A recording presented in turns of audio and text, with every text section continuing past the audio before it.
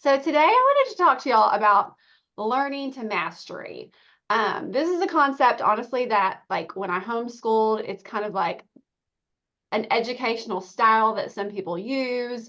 And it's something that's, some schools actually use it too. When Cooper was in, he went to a little charter school for a semester because, he can't stick with much and has hopped around a lot through life. But he went to a charter school for a semester, and this is the way that they taught. And it was a really interesting kind of seeing it in a school setting. They would learn something, it was at your own pace. They would learn a section of a subject, and they could not move on to the next section until they made a 90% on that test. So they had to make an A before they could learn the next skill. And so I loved the idea behind it. It's kind of a neat idea behind it. And you see, honestly, this used in professional life also among really successful people a lot of times. They actually are only really good at a couple things within their industry. And you even see it among leaders in Plexus. There you have leaders in Plexus who are really good at social media, or some who are just really good at events, and some that are really good at just following up and consistency. And they're not necessarily really good at all the things. And so that's why today I wanted to talk about, what this idea of mastery and how it might be able to help you in your business.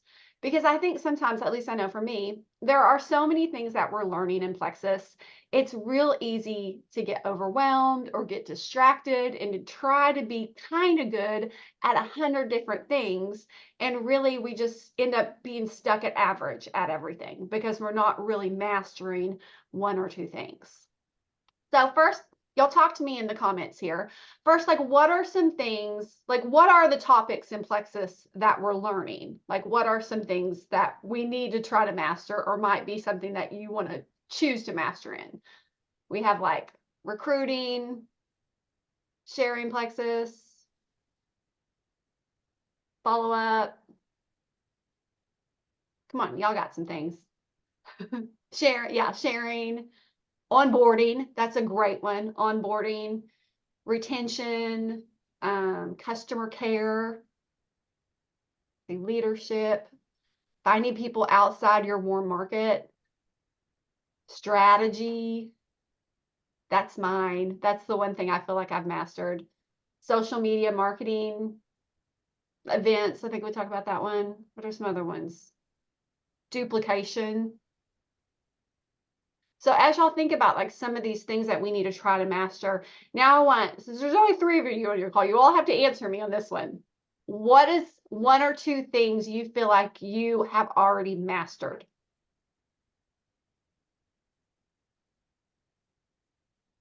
Mine's also probably strategy. Yeah. My downfall is not being able to keep that strategy. Yeah. I can see that too sometimes.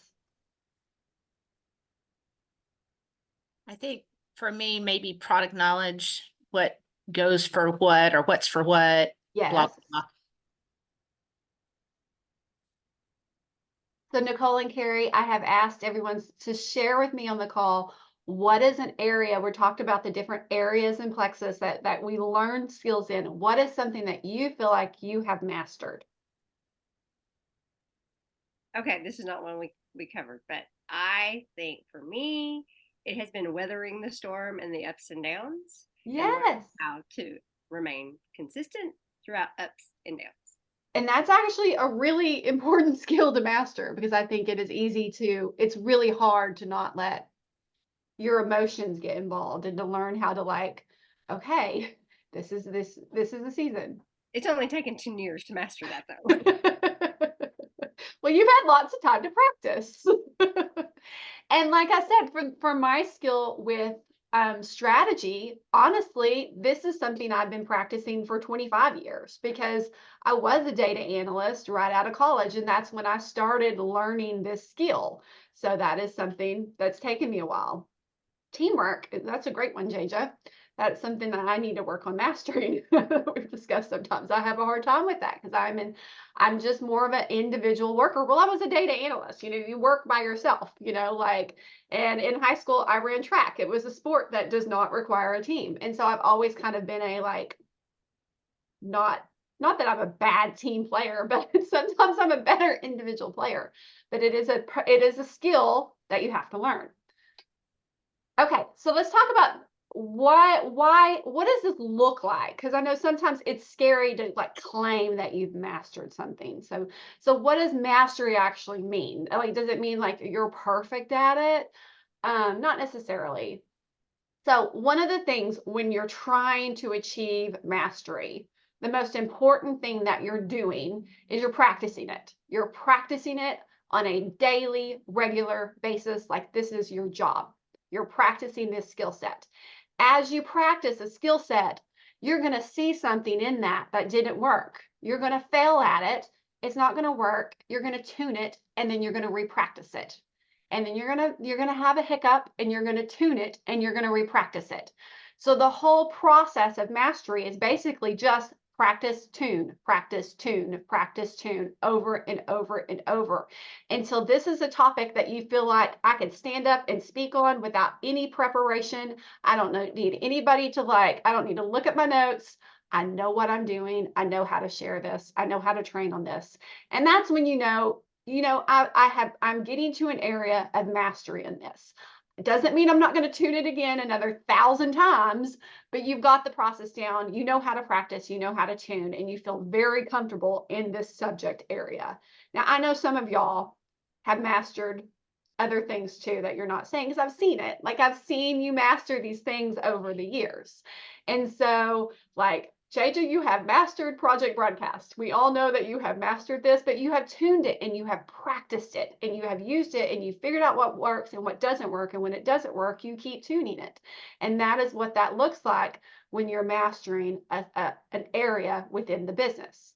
So one of my goals for you guys for this next couple weeks, if not forever, is to pick 1 or 2 topics within this and practice mastering those topics before you even think about all the other things.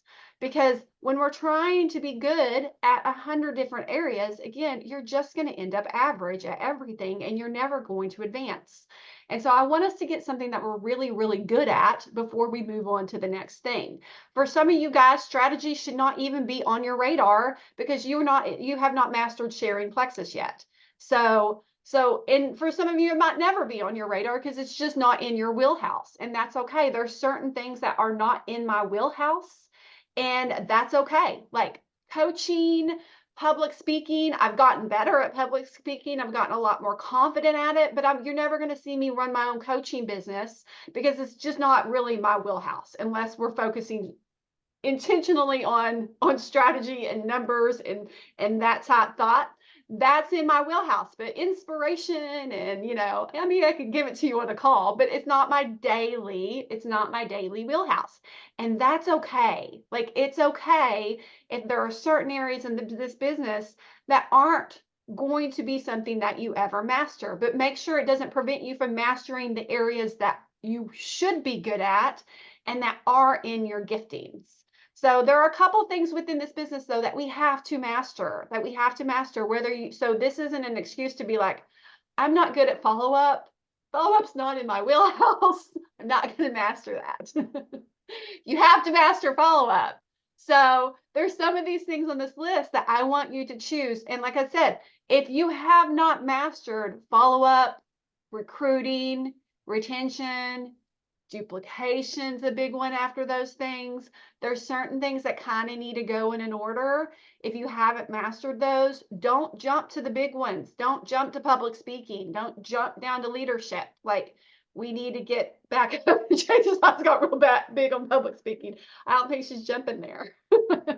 That's okay. That's okay. But seriously, like make sure your basics in Plexus are something you've mastered.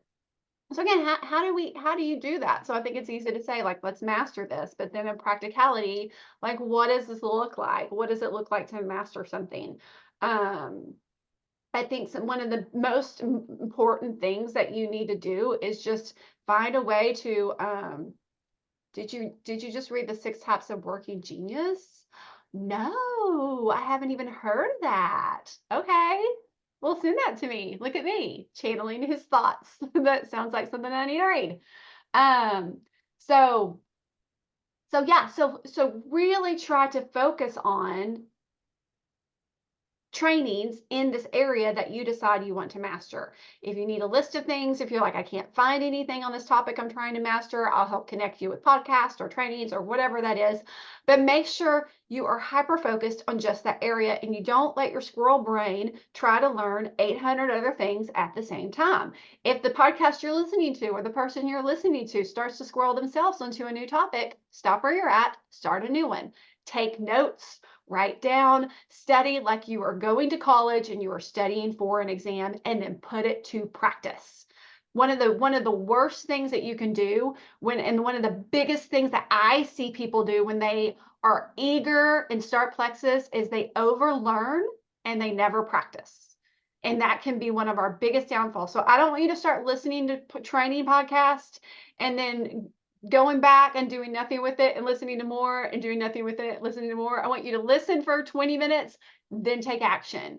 Listen for 20 minutes, then take action. So get some inspiration, get some training from other people, but then practice it. If it doesn't work, look at it, see why it's not working, tune it, practice it. So that is our big thing. Practice, tune, practice, tune. So 1 or 2 topics. What 1 or 2 topics are y'all going to pick?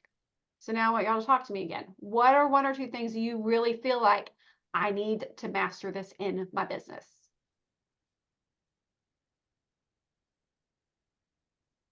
I'll give you time to think about it. You don't have to jump in, but if anybody has some thoughts, I know I need to actually think about this myself too. I know one for sure. I really do need to go back to the basics on my follow-up customer care. Like I feel like that was something I used to be good at and I have fallen off and I need to go back to the basics on mastering that. I think with me is the sharing, maybe starting conversations and then after that, what? So I guess the follow-up after that, the customer care part. Yeah. Do you feel like that's an area that you need? I mean, it doesn't necessarily have to come after the sharing. If you're already feel like you're consistent once you start sharing, if you're good at follow-up already, but if that is an area you work on, then yeah. Absolutely. Yeah. In-person events. I like that.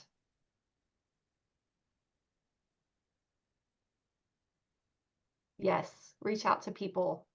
That's definitely a skill. I feel like that a lot of people need more mastery in, and a great starting one to work on.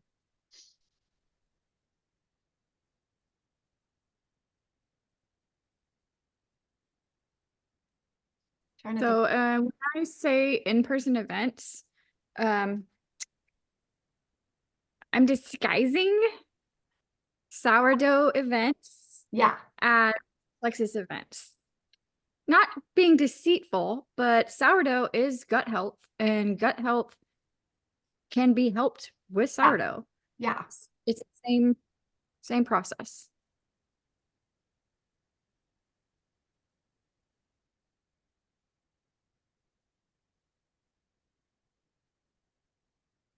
Anyone else? Trying to think of what.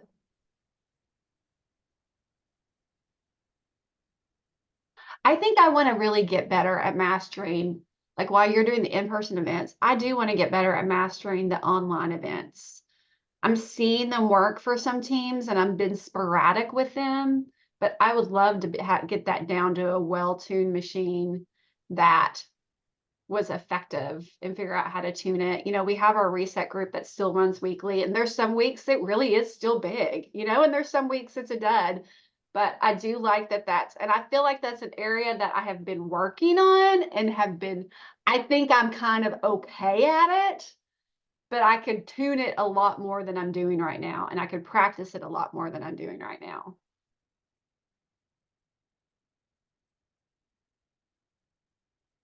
And I think getting effective at that could be good.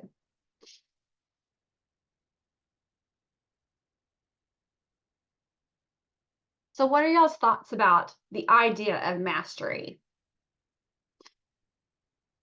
Is it intimidating? Is it encouraging? Like, does it make you feel like empowered or like overwhelmed? Overwhelmed initially, but now it's giving me kind of a, okay, where do I start? Okay, here. Yeah, yeah, And then next. Okay, got that down. Okay, next. So it's, I guess I could look at it as growth. yes. And I think sometimes the term mastery makes you feel like you have to be amazing at it. And I think some people are afraid to like claim that, okay, I'm good at this. I think sometimes it's natural because it's intimidating because it's like, if I think I'm good at it, what if other people think I'm bad at it? And I say that out loud, what are they going to think? I think sometimes I get in my head sometimes on that. But I don't think it necessarily has to mean that you're perfect at it or that you don't fail at it or that it's going to work every time. It just means that you're practicing it and you're confident in your practicing and you're confident on what's starting to work and what's not working.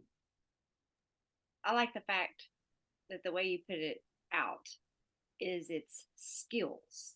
It's not, it breaks it down. And so it makes it easier to tackle. And so for me, I'm going back to recruitment because I mean, I never thought I was never a master at recruitment, but I don't think I was bad at it, but it's time to revisit it and get closer to that mastery in it. Yeah. Yeah. Yeah, I just think sometimes I personally love to like tune in on like certain things and get really hyper focused on certain areas. And I think sometimes if we don't, I think there are seasons in life where it's important to not be hyper focused on one thing, that we need to kind of keep our eyes open for bigger things. But I think there's also seasons in life where a hyper focused season, it really like it just fine tunes what that is that you're hyper focusing on. And I think a new year is a great time to do that. Here we are in this new year. I'm sure you're all kind of setting new goals. I know we didn't do our new year like vision boards and vision casting. Maybe we'll visit that in February. January just kind of started off as a flop for me personally in my life. There's been a lot of hiccups going on and a lot of things. And I'm like, dang you, 2024, you're supposed to be good. And so, but I think sometimes like it is a season of like dreaming and thinking and like, what is this year going to be like for my business and how can I, move things forward? And so I think this is a great time to really kind of hone in on some of our skills, really choose one or two, even if two is too many, choose one, like just stick with one. Don't choose more than two though. Choose one or two and let's practice and tune it and practice and tune it. Well, thank y'all guys for joining me. We'll kind of cut this short today since there's nothing really to take action. I mean, there is something to take action, but it's a lot bigger than the next 10 minutes. It's really something that I hope that you will be taking action on for the rest of this month and next month and really start, picking a skill. Let's practice it, tune it. If you need videos or help finding trainings or podcasts on a specific topic, please reach out to me and I will look for some too and help connect you with that. And y'all have a great Monday. Thanks for coming. Thank you, Nikki.